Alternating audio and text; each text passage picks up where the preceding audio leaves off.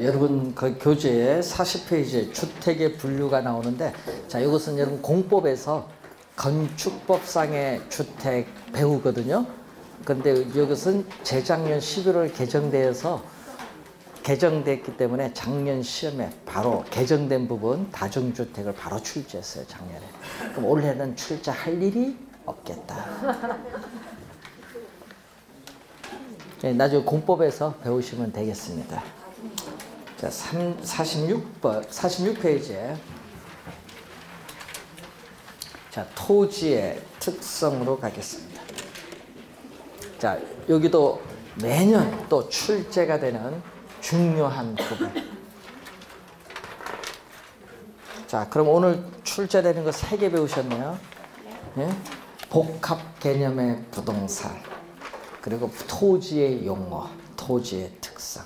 총론 부분에 3문제 출제되는 부분 오늘 배우시고, 다음 주에 5문제 출제되는 경제론 부분 배울 겁니다.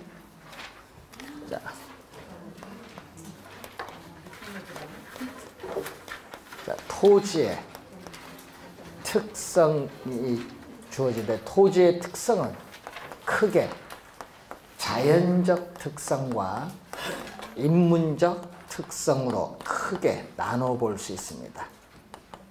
이때 자연적 특성이라는 것은 토지가 우리 인간의 노동의 힘이 작용함이 없이 자연적으로 주어져 있는 물건,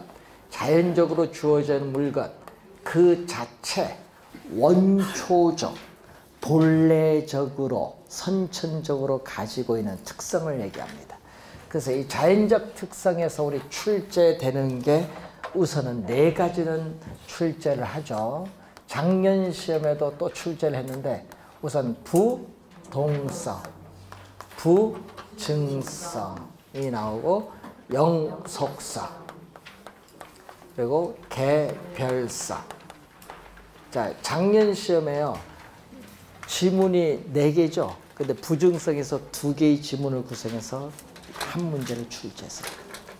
시험에는 요 4가지는 우리가 잘 공부를 해야 되는데, 요거까지는 공부할 필요는 없어요. 왜냐하면은 요거는 부동성에 포함시켜서 생각이 들면 출제를 안 해요. 그래서 여러분 공부는 몇 가지? 4가지만 잘 기억을 해 주시면 되겠습니다. 자, 부동성. 자, 토지의 지리적 위치 그 자체는 고정이 되어 있어서 인간의 어떠한 힘을 이용해서라도 이동시킬 수 없다. 움직이지 않는 특성이에요. 움직이지 않는 특성. 그래서 비이동성이라고 하죠. 비이동성. 근데 움직이는 물건, 동사는 이동성이 있죠. 자, 에어컨 이동성이 있어요. 부동산은 이동성이 없어요. 그래서 부동산과 동산을 구별하는 근거가 됩니다. 부동산과 동산을 구별하는 근거.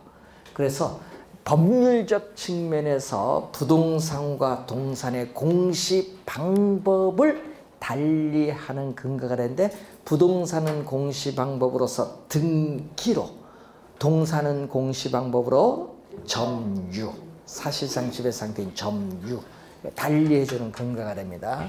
자, 또 시험에 우리 단글로 출제된 용어가 있습니다. 부동산 활동 및 부동산 형상을 고도로 우리는 또 국지화시킨다. 이 지문은 또 단글로 나오죠. 토지가 속해 있는 지역 범위 내로만 다 국한, 토지가 속해 있는 지역 범위 내로 국한시킨다. 국지화시킨다. 단글로 출제되는 지문이에요. 국지화. 자, 그리고 국지화가 있는데, 토지는 위치가 고정되어 이동할 수 없기 때문에 토지에 관련된 각종 자료, 토지 대장, 토지 이용계획 확인원, 지적도 뭐 이런 각종 자료를 수집을 해서 우리는 책상 위에서 여러분이 분석하는 것을 전문용어로 정보 활동도 중요하지만, 또 분석된 자료를 토지가 위치한 현장에 가서 확인을 하는 것을 또 우리는 임장 활동이라고 해요. 그래서 부동산 활동을 정보 활동과 임장 활동으로 만드는 요인이 돼요. 예? 정보활동, 임장활동. 자, 임장활동은 뭐와 관련되어 있다? 부동성과 우선 관련되어 있다. 자, 그리고 또 시험에 우리 23회 시험에서는 사례가 주어져서 사례 주어지고 물었고 24회 시험에도 또 출제했는데 뭐냐? 외부 효과. 시험의 단골입니다. 진짜 많이 나오죠. 자, 외부 효과는 토지가 고정되어 있는데 그 고정된 토지를 둘러싼 외부 환경 조건에 영향을 받아요. 영향을 받아서 토지 가격이 오를 수도 있고 내릴 수도 있어요. 자, 토지는 고정됐는데 대규모 생태공원이 조성되면서 토지 가격이 쾌적성이 높음으로써 오른다. 그는 긍정적 플러스 외부 효과예요. 그런데 쓰레기 매립장이 들어서면서 토지 가격이 하락하는 것은 마이너스 부정적 외부 효과. 이렇게 사례를 주어지고 출제할 수도 있어요. 그리고 외부 효과는 뭐와 관련이 있어요? 부동성. 24회 시험은 그걸 개별성으로 출제했어요. 외부 효과는 부동성. 꼭 기억해야 됩니다. 시험에 또 많이 출제가 되는 용어. 자, 토지 가치에 영향을 미치는 지역 요인에 대한 또 분석이 필요해. 지역 요인. 자, 여러분 광명 지역과 부천 지역의 토지 가격이 다르죠? 지역 요인이 달라요. 그래서 부동산 가치에 영향을 미치는 지역 요인에 대한 분석을 해야 될 근거가 필요하죠. 26회 시험에 출제를 또 한 용어죠. 지역 분석의 근거. 자, 그래서 우리는 첫째도 위치, 둘째도 위치, 셋째도 위치라는 얘기를 많이 하는데 그만큼 위치가 중요하다는 거예요. 그래서 입지를 선정할 때 우리는 위치의 중요성을 강조하는 거예요. 입지 선정과 관련되어 있고 또 그래서 토지 가격은 유리한 위치에 있느냐 불리한 위치에 따라서 토지 가격이 달라져요. 그래서 토지 가격은 위치에 따르는 가격이 형성돼요. 위치, 가격화해요. 또 작년에 출제된 얘기 있죠? 자, 여러분 정부나 지방자치단체에 있어서의 조세 수입에 또 뭐가 된다? 근거, 원천이 되지. 조세 수입의 근거, 또 원천이 되고 또 22회 시험에 또 출제된 용어 중에 요거가 나오거든요.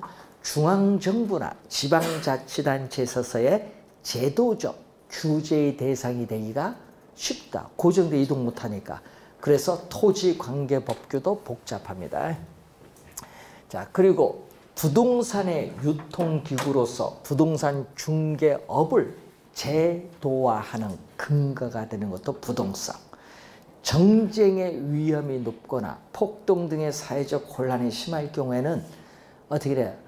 부동산을 보유해서 도망 못 가요. 뭐 갖고 도망가야 돼?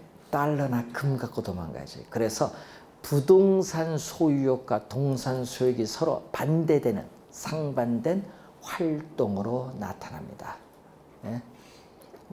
우리 둘째 동생이 예멘에 있었거든요. 예멘 아시죠? 남해님 북면 지금 전쟁 엄청 하고 있잖아. 거기서 어떻게 돼? 나올 때 뭐만 들고 옷까지만 들고 나온 거야. 비행기 탈 돈하고. 왜? 주택 가지고 도망을 칠 수가 없어. 예? 그래서 어떻게 돼? 주택 뭐 다 폭격에 부러졌지. 그래, 나중에. 그러니까 도망갈 때는 다 달러, 금 이런 것만 갖고 가는 거예요. 예? 그래서 여러분 우리도 전쟁 위험이 높다 하면 우리나라도 뭘 가져가야 돼? 금이나 가져가는데 도망갈 곳이 없잖아. 삼면이 바다라서.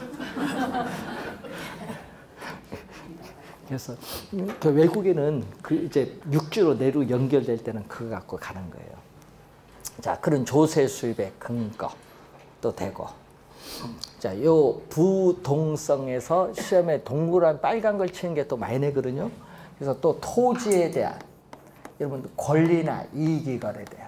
토지에 대한 권리나 이익이 거래돼요. 그럼 토지 거래했다는 것은 토지의 권리가 거래가 된 거예요.